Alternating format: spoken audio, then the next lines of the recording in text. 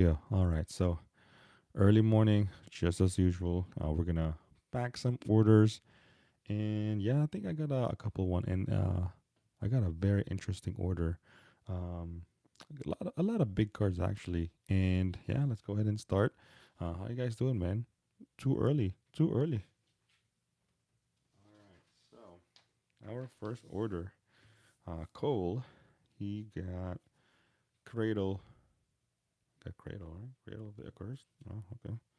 Hostile Desert. There you go. Rampant Growth. Okay, M12. And then Bright Hearth Banneret. Wow, I miss these cards, man, from Morningside.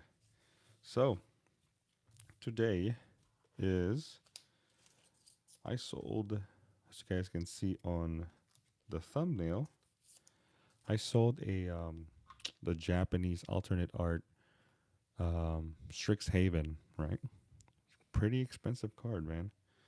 Uh, I think it's around $70, and it makes me think how big is the foreign Magic the Gathering market? Um, because I remember back in the day, foreign cards. I kid you not, foreign cards are considered the alternate printing, alternate art, or like blinging out your deck. Uh, that's foreign cards back in the day, man. But I think nowadays a lot of people are actually staying away from foreign, and the market kind of like it really dipped when all these new variants, new foiling, new etch, serialized things like that. I think the popularity of these foreign cards like really tanked.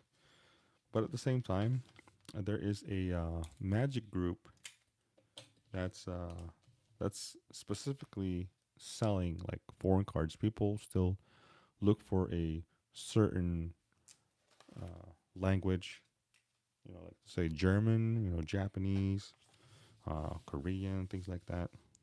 I heard Korean they're gonna stop doing Korean cards. But yeah, so there's still market for them, but I think it's not like before how we looked at foreign cards.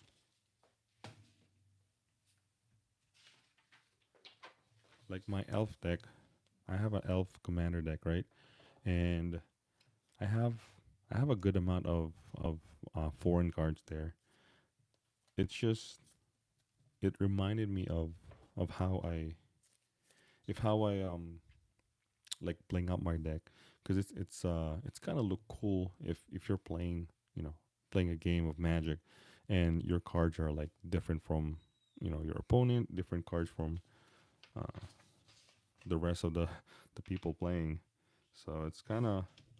Oh damn! I didn't show the card for this. Jay got Triad of Faith. There you go. Look at that. Triad of Fates. There you go. It's a foil. There you go. Nice. Um, and that's how I remember foreign cards, man. And I think, like I said, most of the people. I mean, even I, as a TCG player seller, I'm really staying away from foreign cards, because the value and the demand for them is like almost nothing. I have like high end foreign cards, like let's just say Italian Legends, right? I have Italian Mirror Universe. I have Italian what All Hallows Eve, um, a Japanese Anvil of Bogarden. No, not moving. They're just there. They're still there. They're still expensive though, but it takes that specific customer that's like really looking for that specific card. And I mean, all it takes is really just time, and I'm not quite sure if there's going to be a comeback for these foreign cards, because like I said, the fact that Magic right now, they're introducing A lot of these new variants, serialized cards, they keep going back, and foreign cards isn't gonna be isn't gonna be like before, where it's like the alternate version or the bling out version of the specific card. Andrew, look at this conifer worm. Wow, we got Sarkenvol from Modern Masters. There you go. And Skarg, the Rage Pits. There you go. Appreciate your order, man. So I think that's it. I really just wanna talk about really quick on the foreign cards because, like I said, I just sold a the Japanese alternate art time warp, right? The Japanese alternate art time warp, and still quite expensive. I think I listed that like in the very beginning when I started, and it's just sold now. I have two copies, so I sold one. Whew. So now I gotta sell the other one. So yeah, I don't know what you guys think about foreign cards. I don't know if you guys play foreign cards or you prefer just English, like many or most players, because they wanna read the cards or they can read the cards, right? Um, I think I think in some cards, honestly, in some cards, I would say it's fine. Like they just say, I mean, Llanowar Elves, right? You guys know all the copies of Llanowar Elves. I mean, you know, I think in some it would be cool as long as the card is like recognizable by everyone, you know, like fetch lands, things like that. Dual lands. I mean, those dual lands foreign are actually quite nice because they're like black bordered. Some people actually prefer those because they, I mean, beta dual lands is like super expensive. So, so that's that. I think I really just wanna talk about really quick on the foreign cards because even though, I mean, Magic is still printing foreign cards, they're not gonna stop. I think they might have discontinued some of the language, but I don't think they're gonna stop printing foreign cards. So that's that. Then we're just gonna continue doing orders. I don't know what else to talk about though. It's so early. My brain is just well. David over here, he just got a Sundering Growth. There you go. Nice. Um, as far as other topics, uh, yesterday, I don't know if you guys missed it. Yesterday, I did a mass box open my Commander 2020 decks, and I mean it's still there. Look at that. I have it like sorted out, because yesterday, um, I was in shock of like plane chase cards, right? Literally, if you guys look at my old videos, I have those plane chase box. Really, just you. It's like I'm using it for like divider for for my inventory boxes, and I did not know. I, I did not know that they have like value in them, man. That right now, March of the Machines is introducing plane chase cards back. Some of them I think got reprinted, but some of these cards, when I was like, I listed all of them already. I have like over 500. Yeah, I have over 500 plane chase cards. They average about, three, five, $7. I was in shock, man. I was like, damn. I did not know that plane chase cards are going back, and it could be a thing. It could be a thing when March of the Machines release, because a lot of those commander decks will have those plane chase cards, and people might be like interested in like building decks with the plane chase cards, you know. So I guess you can say, I got lucky because those plane chase cards, I just got them from like a big collection. It was just included. I mean, they're like probably like 75 cents, 50 cents, you know. But now they're um they're like in demand, bro. Like, yeah, I mean, I just sold some. I sold 3 right there. It's going to be included in my shorts, but I sold like 3 of them. And it was like $20+ order. Yeah. Lewis, look at that. The fairies protection, bro. Look at that. Nice. This is the etch one from Double Masters 2022. Yeah. Look at that. There you go.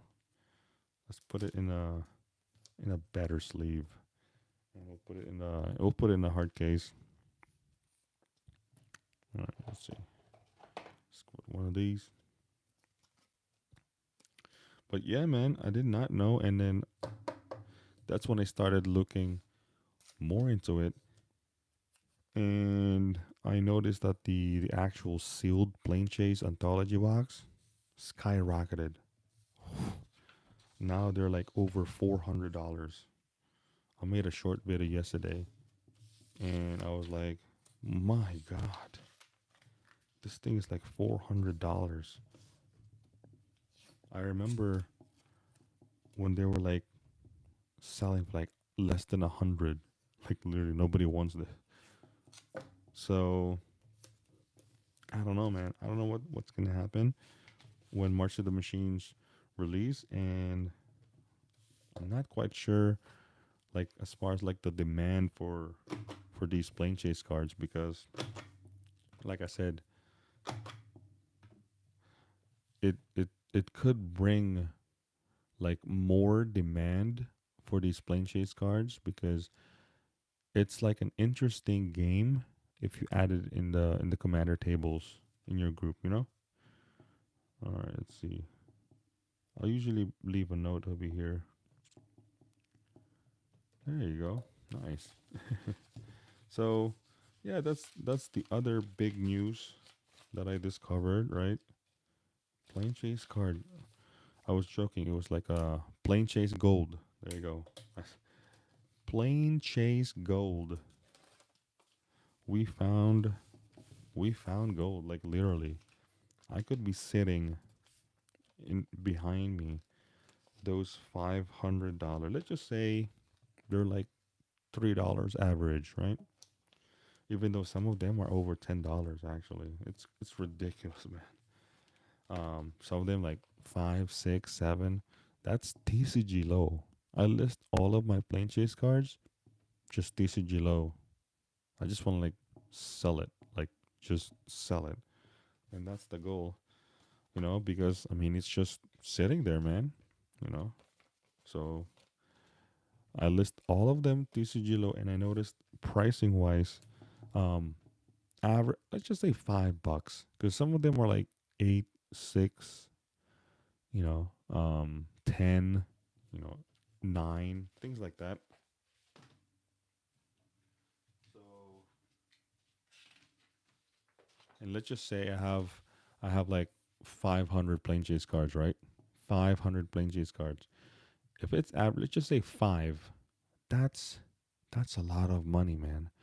I mean, of course, I still need to sell them, but those prices, average 5, that's TCG low, man. That's TCG low. We have a big order here. Look at this. Roberto. Um, a lot of good cards, man. Sin Prodder. Got Lightning Axe. Okay. Chandra's Regulator. I think this is the bundle. There you go. You got the bundle. We have a Japanese. There you go. Foreign cards. This is the Dread Horde Arcanus, I think. Yeah, from War of the Spark. Thundering Rebuke. There you go. And we got a braid. There you go. Another foreign card. Look at this. Reverberate. This is reverberate. Yeah, foreign cards.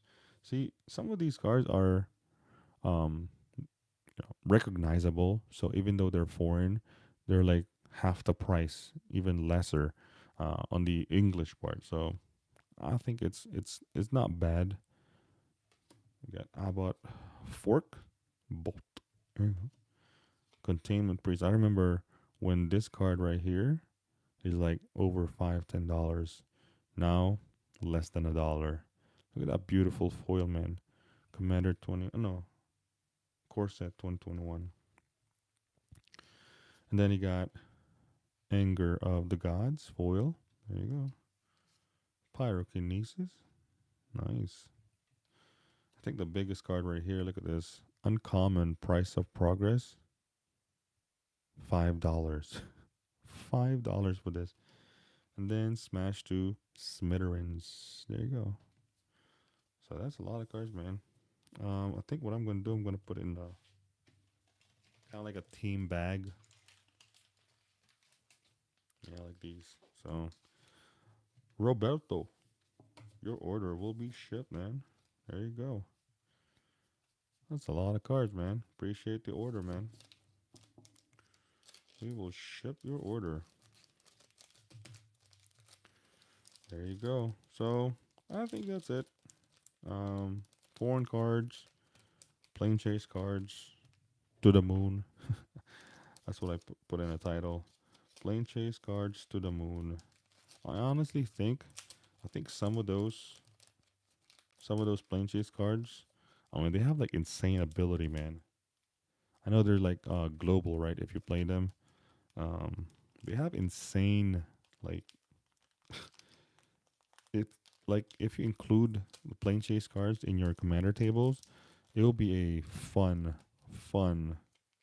commander play for sure because it affects everyone.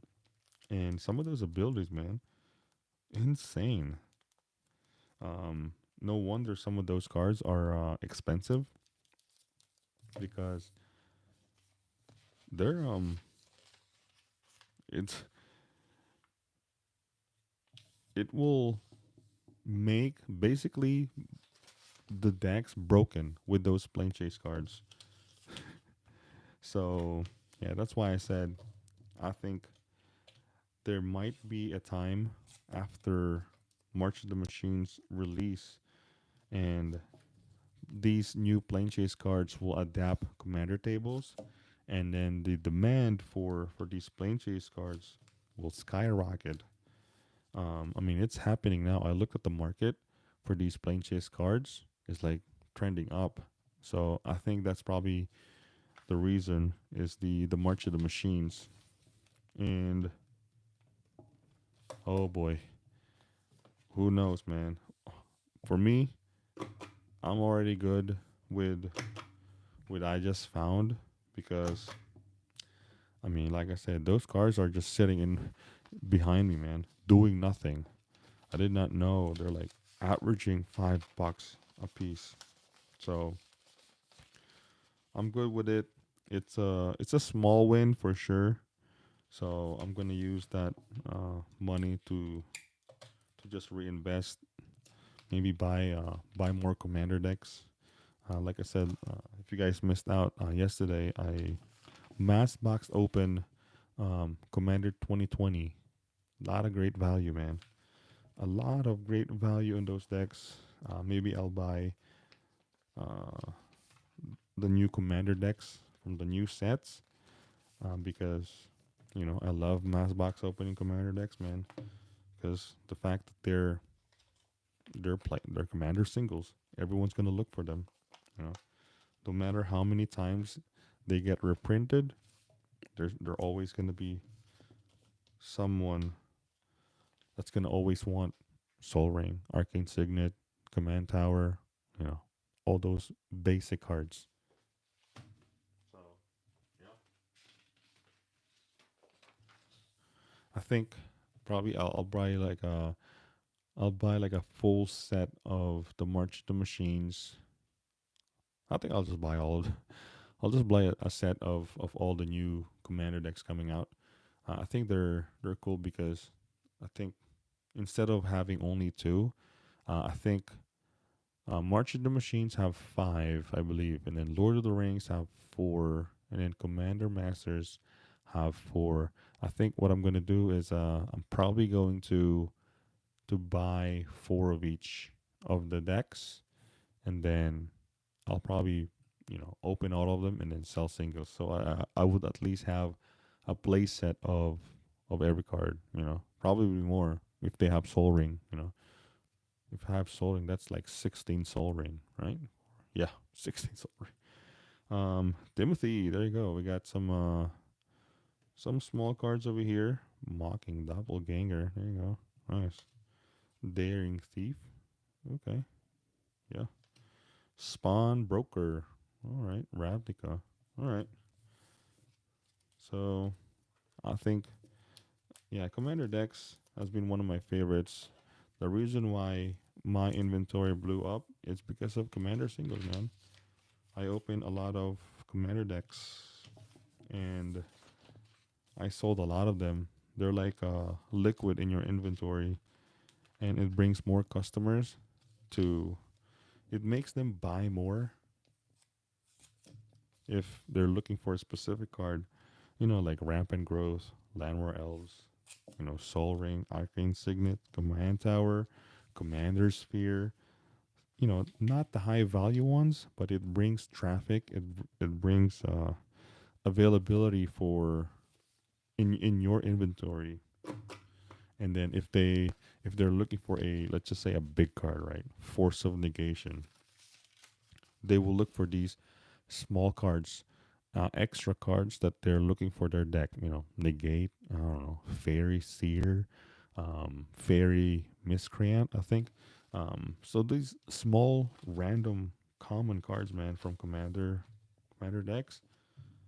They yeah, they would bundle their orders, and yeah, it gives volume to your inventory. So yeah, that's why I like Commander decks, man.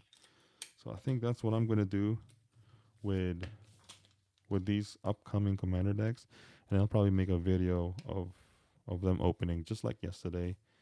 We opened four of each of the Commander 2020 because I have a master set. So there's four of each. So think about it. There's four Fierce of Negation. I mean, Fierce Guardianship. Yeah, four Fierce Guardianship. Four Deflecting SWAT. Four Deadly Relic. Four of those amazing. Four Flawless Maneuver. I think Obscuring Haze. I think the other one. Four Obscuring Haze. And then there's four Skull Clamp, four Lightning Greaves. It's just so much value, man. And I'm not even including the other cards. And I bought them when they were like really cheap, probably like less than 150 for the set. So yeah, I think right now, if you look at TCG Player, a complete set of Commander 2020 is hovering around 200 to 220.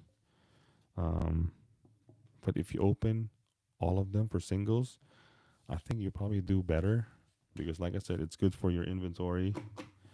And those five cards alone will pay for the 220. I think it's like around there, if not close, which is insane. So I think Commander 2020, one of my favorite decks set to open. So yeah. Let's see. Oh, I forgot to show the cards. Damn, it was only like a common card anyway. So I need more stamps. I'll probably buy more stamps. See, I need more of these forever stamp. I buy them by sheet because every day I sell a lot of cards. Man. All right, let's see. Next order. Jonathan. You got Jonathan. He got Cradle. What is this? Cradle of the Accursed. Okay. Huh. Experimental Frenzy. Okay. Then you got Path to Exile. There you go. You got a popular Path to Exile right there. Okay. So I think between foreign cards, plane chase cards, commander decks, uh, what else is going on in the world of Magic, right? As far as like video wise, I think a lot of people are still kind of like not buying as much.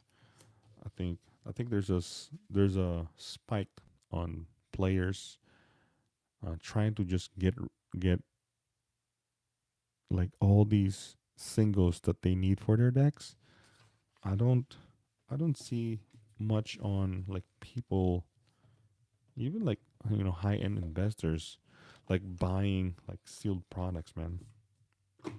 So I'm not quite sure if it's mainly the reason is like like it's we're like in a downturn, and I don't think a lot of people are spending so much money on collectibles. That's why it's like very niche with people just buying important cards, for their decks, for their collection. They're not really this whole investment thing, trying to buy like the biggest card, let's just say Power 9, or I think there's still people buying them. It's just not like before. Like the demand, it kind of like died down. I think I think that's mainly the reason. It's basically because of the market is just down. But I think we're gonna see more uptick after March of the Machines. There's gonna be an uptick for sure in Lord of the Rings because of the one of one and the all the serialized cards. I think the March of the Machines has serialized cards too, right? But yeah, and definitely Commander Masters. There's gonna be an uptick on box openings. There's gonna be more players gonna be like really hunting for these serialized cards, man. Especially that one of one. It's like $1 million card, man. That's what everyone says. So we'll see. We'll see how it goes. I think I might buy a couple boxes just to open for the channel. Could be interesting. Whew, man, one of one, bro. Um, but March of the Machines, I think I might buy just a little bit though. Definitely the commander decks, but I don't know. I don't know the collector boxes. I'm not really following much on like where to get these serialized cards, these Ragavans and different alternate printings of these cards. Uh, I think that they're gonna put it in the collectors. So I might open like maybe a set booster or a collector just for the channel, just so it's good to open some and good content for everyone. Just trying to like enjoy time, and yeah, just it'll be fun. Jomel, you guys just got this couple cards, not too bad. Mardu Ascendancy and Ankle Shanka. So definitely March of the Machines. I might go to Orlando actually. There's a Command Fest. I think April 14. It's been popping out in like YouTube.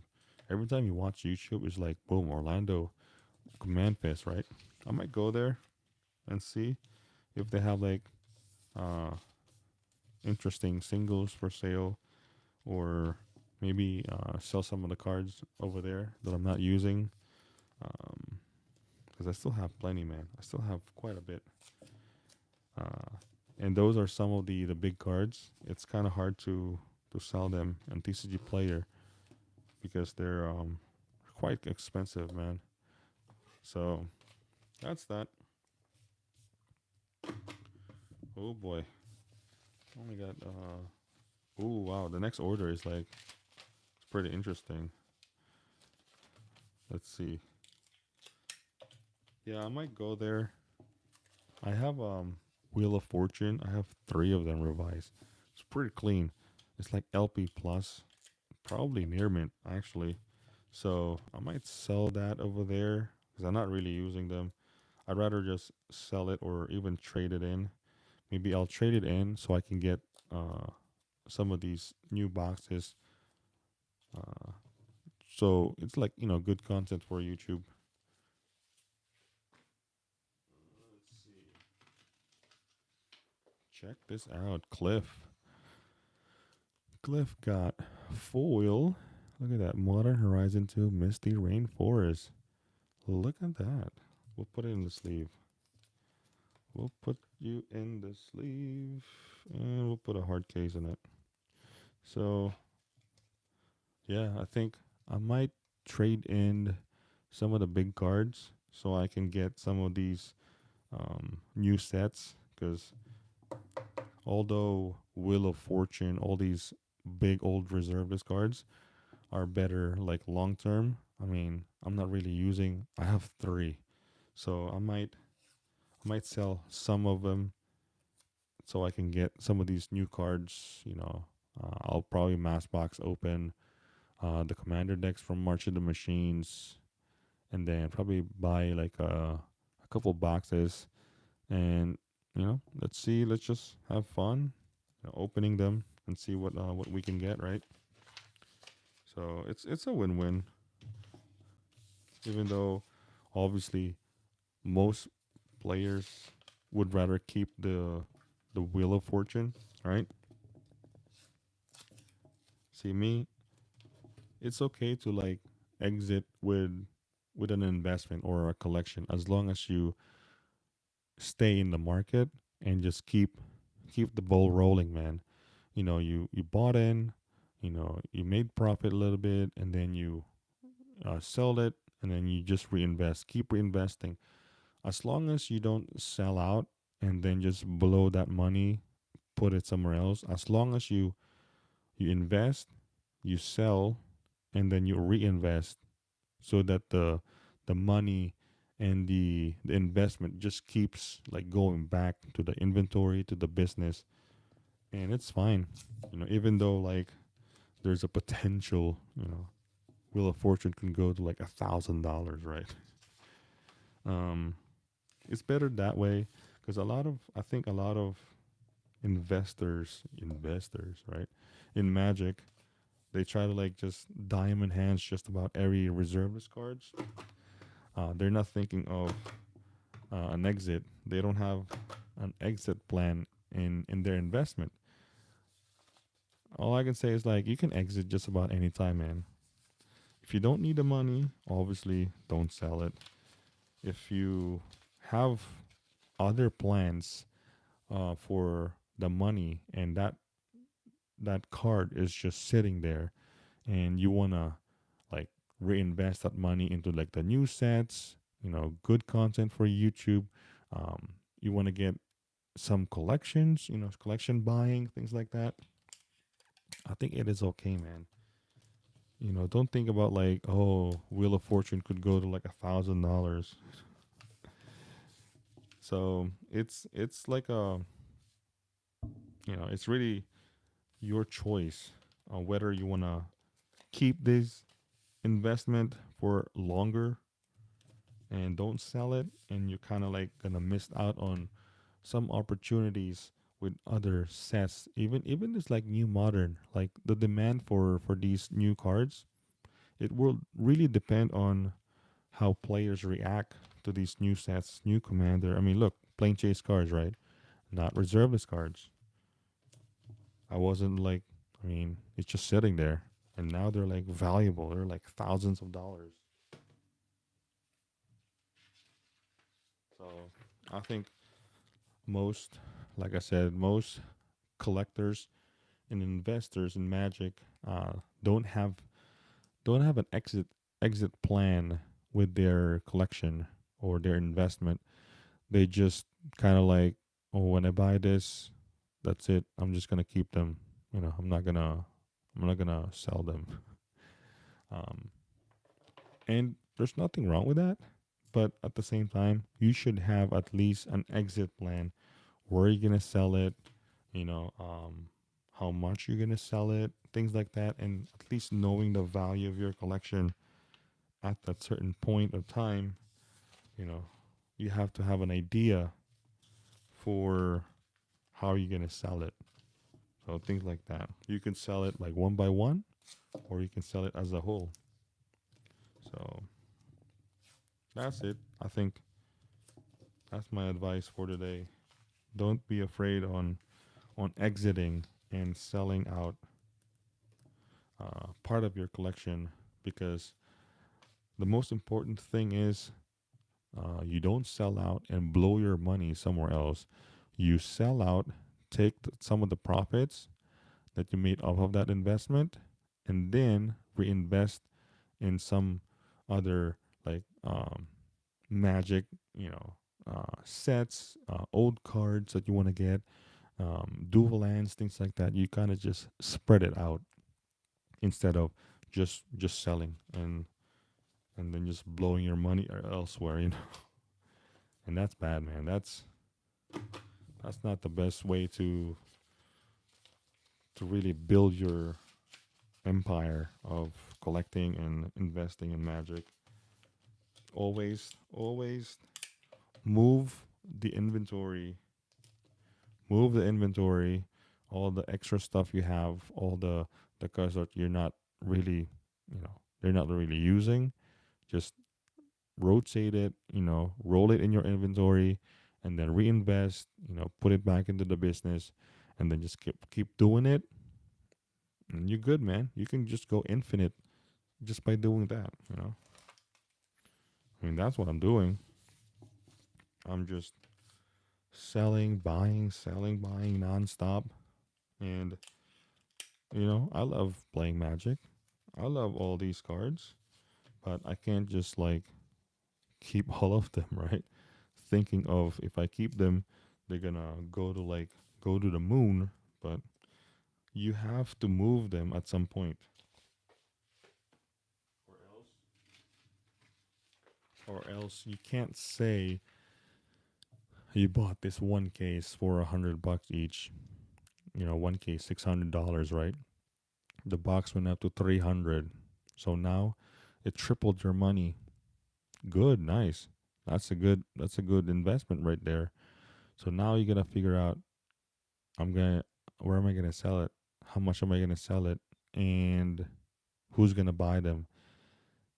And you think, man, I'm not the only one doing this. So prices will suddenly market will absorb uh all those supply coming in because the box went up like crazy.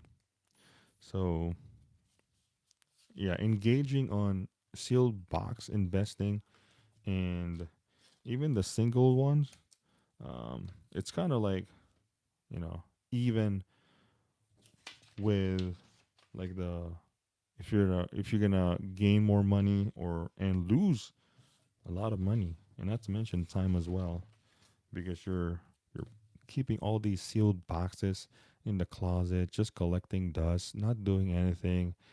Yeah, it could go up like triple, but you gotta also think your exit. How are you gonna sell it? Where are you gonna sell it? Who's gonna buy them? How many people are like doing the same exact thing that what you're doing? Yeah, think about it. There's a lot of you guys are like investing like sealed boxes, even modern. Ugh, I think I'm gonna make a video about it, like looking with all these sealed boxes, how much they went up. Like let's just say 5 years, right? What is it? Is it Ixalan Battle for Zendikar? I don't know. I'll make a video looking at these box prices, how they held up, and like percent wise, if you bought in, like you bought that box for like $80, and then it went up to like, let's just say 120, 150. There's Is that even like worth like that's 5 years, man. 5 years you held that box. And then now everyone is like selling their position. It's not even worth it. It's crazy. A lot of people are doing it, man. It's just not worth it. What a waste, man. What a waste of time, bro. I don't know.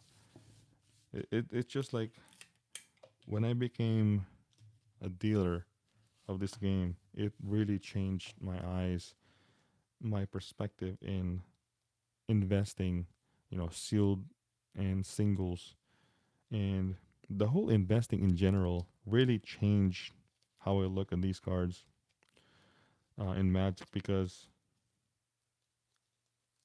I don't know. I'll make a video about it so it's like more not like this live stream. It's just so random. But yeah, we'll do this last card because we'll do this because this is like an interesting card. Look at this, Mr. Andy. There you go. He bought a Karn. Nice, the great creator. Look at that. Boom. Put in a sleeve. Oh wow, look at this. We have a not artifact sleeve, but like brown. Look at that. Nice. We'll put you in a hard case too. But yeah, so that's it. I think I basically rambled enough. So we started with foreign cards, and then plane chase cards, and then commander decks, and then now investor in Magic. It's always about investing, right? All the people want to get in and making money and in Magic um, from investing, holding these cards. So yeah, I think this will be the last order. I hope you guys enjoyed this ramble randomness, right?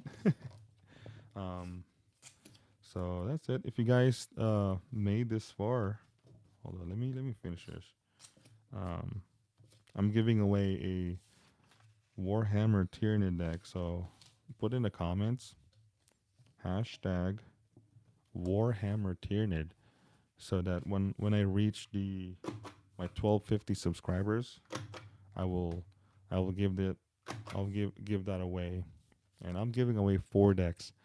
I'm giving away 4 decks and I'm splitting it into like 4. So 1250 one deck and then 1500 another deck, 1750 another deck, and then 2K subscribers the last deck. So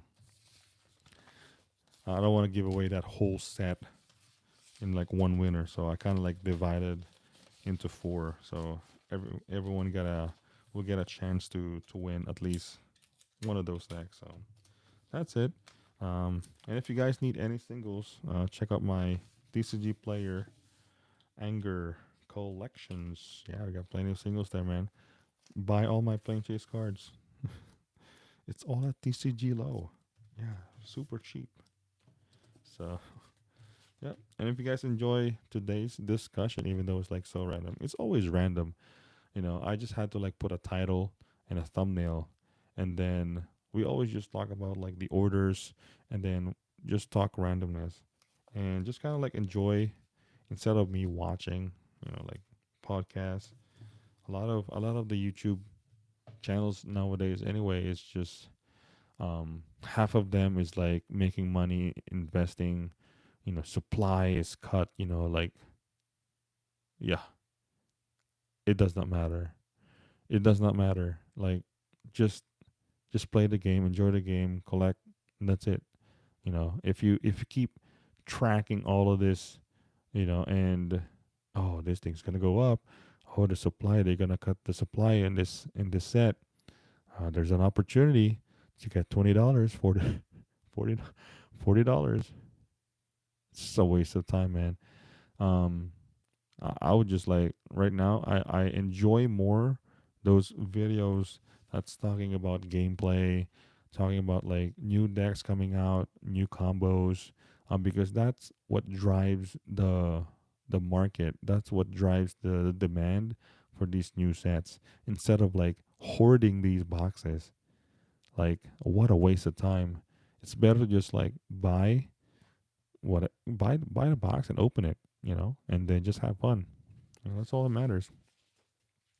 So yeah, if you guys enjoy, please consider liking and subscribing. Leave a comment, and don't forget to leave a comment. Whatever you guys input in all these topics today, and don't forget to hit the bell notification so you don't miss any of the videos, man. So yeah, with that, Anger out. Peace.